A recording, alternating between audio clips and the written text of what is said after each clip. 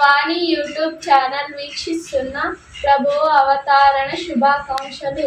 నా పేరు సింధూజ, ప్రాంతము హిందూపురము.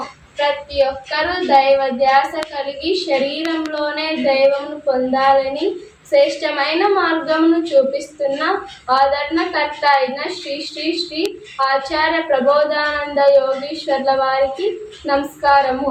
నాకు ఇవ్వబడిన వాక్యము యోహాను సువార్త 8వ అధ్యాయము 29వ వచనము.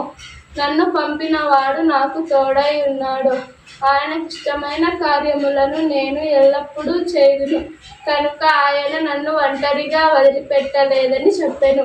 యేసు పరిశుద్ధాత్మ ఇద్దరు ఒకటేనని ఈ వాక్యంలో చెప్పబడినది. మనిషి శరీరంలో ఇష్టం అనేది ఒకటి ఉంది. అది మనిషి శరీరంలో దేవుని ఇష్ట ప్రకారమే పనులు ఎల్లప్పుడూ చేయుదును, అంటే దేవుని ఇష్టమే నాలో పని చేయుచుంది అని అనడంలో దేవుడే నాయందున్నాడని చెప్పుటకు సాక్షిగా ఉంది. అయితే కాక ఆయన నన్ను ఒంటరిగా వదిలిపెట్టలేదని అన్నాడు. యేసు గొప్పతనమును గుర్తించి నిమిత్తము ఈ వాక్యంలో చెప్పబడినది. వేమన యోగీశ్వర్లు వారు కూడా దేవుడనగా వేరే దేశమందున్నాడే, దేహి దేహి తోడ ఎప్పుడూ దేహమందే అని హృదయమందున్న యేసుని తెలుసుకోమని చెప్పాడు. Happy Christmas.